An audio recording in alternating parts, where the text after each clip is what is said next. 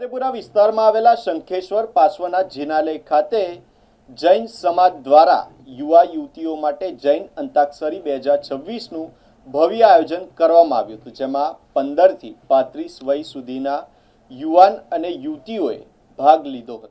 જિનાલયના trustee શૈલેષભાઈ શાહ અને પ્રકાશ કાટાવાલાએ જણાવ્યું હતું કે ધાર્મિક જ્ઞાન અને ભક્તિભાવને પ્રોત્સાહન આપવા માટે આ અનોખા કાર્યક્રમનું આયોજન કરવામાં આવ્યું હતું। કાર્યક્રમમાં સુજલ ચેરિટેબલ ટ્રસ્ટના પરેશભાઈ શાહ વિશેષ ઉપસ્થિત રહ્યા હતા। જૈન અંતાક્ષરી દરમિયાન વિવિધ જૈન સ્થાવરો અને ભક્તિ ગીતોની રમઝટ વચ્ચે સમગ્ર વાતાવરણ ભક્તિમય બની ગયું હતું। સ્પર્ધામાં ગિરનાર, શંખેશ્વર, શિખરજી અને અંતરિક્ષજી એમ કુલ 4 ટીમોએ ભાગ લીધો હતો। ભારે રસાકસી ભર્યા સ્પર્ધા બાદ અંતરિક્ષજી ટીમે વિજય હાંસલ કર્યો હતો। કાર્યક્રમના અંતે વિજેતા ટીમ અને પ્રતિભાગીઓને ઇનામો પણ વિતરણ કરવામાં આવ્યા હતા। કાર્યક્રમનું સફળ સંચાલન પ્રિયલભાઈ સહિત કલ્યાણ મિત્રો દ્વારા કરવામાં આવ્યું હતું, જેમાં જ્યારે ખુશી દીદી અને અન્ય કાર્યકર્તાઓએ પણ કાર્યક્રમને સફળ બનાવવા માટે મહત્વપૂર્ણ યોગદાન આપ્યું હતું। સમગ્ર કાર્યક્રમ દરમિયાન ઉપસ્થિત શ્રાવક અને શ્રાવિકાઓ ભક્તિ રસમાં તરબોળ થઈ ગયા હતા।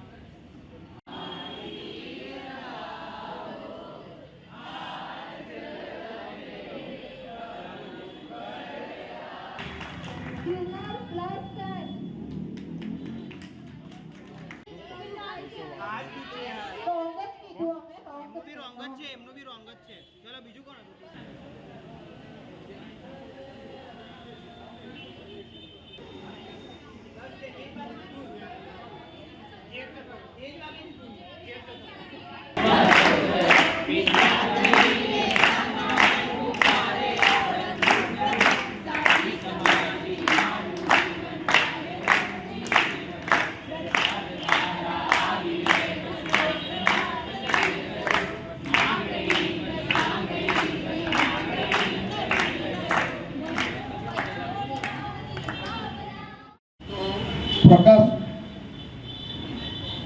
અમે પરિપૂર્ણમાં જોડ્યા હતા। આ શબ્દ પહેલા તમને અહીંયા આગળ જે પ્લેટફોર્મ મળે છે ને એ બધા મને બીજું આટલા બધા યંગ છોકરા છોકરીઓને ધાર્મિક પ્રવૃત્તિમાં જોયું હું પોતે ખુદ ગદગદ થઈ ગયો।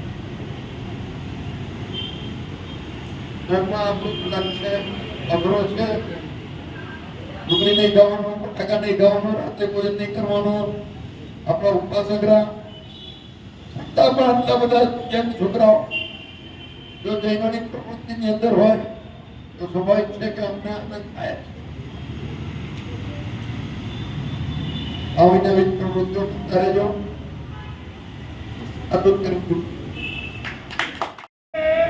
જે લોકો હશે ને એના ફોટા હસતા ટીવીમાં અને જે લોકો ઘરેથી ઝઘડો કરીને આવ્યા હોય એ લોકોના ફોટા એવા બરાબર છે।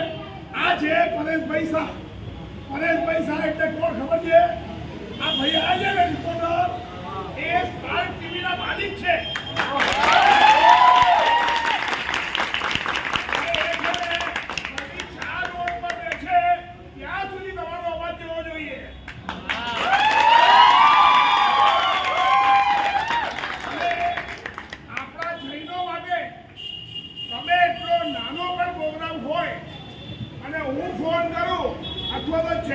કોઈ પણ ટ્રસ્ટી ફોન કરે તો તરત જ એમના રિપોર્ટર હાજર થઈ જાય છે। આજના દિવસે ફતેપુરા દેરાસર તરફથી આ પરેશભાઈ શાહને, સુજલવાળાને, પાલ ટીવી વાળાને અને કોઠીપોર જૈન સંઘના અમારા છે તેમને ખૂબ ખૂબ અભિવાદન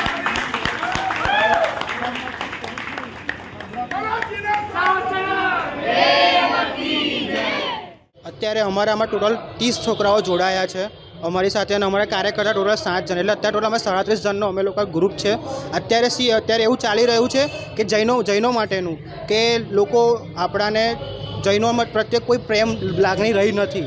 લોકો આપણા માટે ગમે તેમ રીતે બોલે છે, જે રીતે અત્યારે બોમ્બેમાં થયું, જે આપણા વ્હાઇટ પટ્ટા જે આપણે મારીએ છીએ સાધુ ભગવંતો માટે, એના માટે જે ખોટું હતું એના માટે અમે લોકો એક કંઈક પ્રયત્ન કરી રહ્યા છે. જે ઝેન્ઝી પબ્લિક છે આવવાવાળા સમયમાં કે જૈન શું છે, જૈનો શું છે, એનું મહત્ત્વ જે આપણને ખબર પડે ને આપણે આવવાવાળી પેઢીઓને પણ ખબર પડે, અમે એના માટે આખો બધો પ્રયત્ન કરી રહ્યા છે. અને મેઇન વસ્તુ કે અમારા જે જૂના દેરાસરો 400 વર્ષ જે જૂના દેરાસરો છે જે ખાલી પડી રહ્યા છે એને કોઈ ધ્યાન નથી આપી રહ્યું, પૂજારી પણ નથી ધ્યાન આપી રહ્યા. અમુક જગ્યાએ પૂજારી છે, લોકો જતા નથી, કશું થતું નથી ત્યાં. એને અમે લોકો ફરીથી એક્ટિવ કરવા માટે આ આખો અમારો પ્રયત્ન છે. જે હું નામ છે અમે કલ્યાણ મિત્રો. મારું નામ નિસર્ગ શાહ. મારું નામ રિદ્ધિ શાહ છે અને અમે કલ્યાણ મિત્રો ગ્રુપ છીએ. અમે લોકોએ અહીંયા આગળ શંખેશ્વર જૈન દેરાસરમાં અંતાક્ષરીનો કાર્યક્રમ રાખ્યો છે. જૈન સ્થવનોની અંતાક્ષરી છે. આપણે ઘણી બધી બોલિવૂડ ગીતો, સંગીતની બધું રમીએ છીએ, પણ આજે ભગવાન સાથે કનેક્ટ થવાનો એની અંતાક્ષરી છે. જૈન ઇતિહાસ, આગમો, તીર્થંકરો વિશે જાણકારી મેળવવા માટે અમે આ પ્રયત્ન કરી રહ્યા છે અને અમારું ગ્રુપ બીજા ઘણા બધા એક્ટિવિટીઝ પણ કરી રહી છે. શું ઉદ્દેશ છે આ જે અંતાક્ષરી રાખવામાં આવી છે?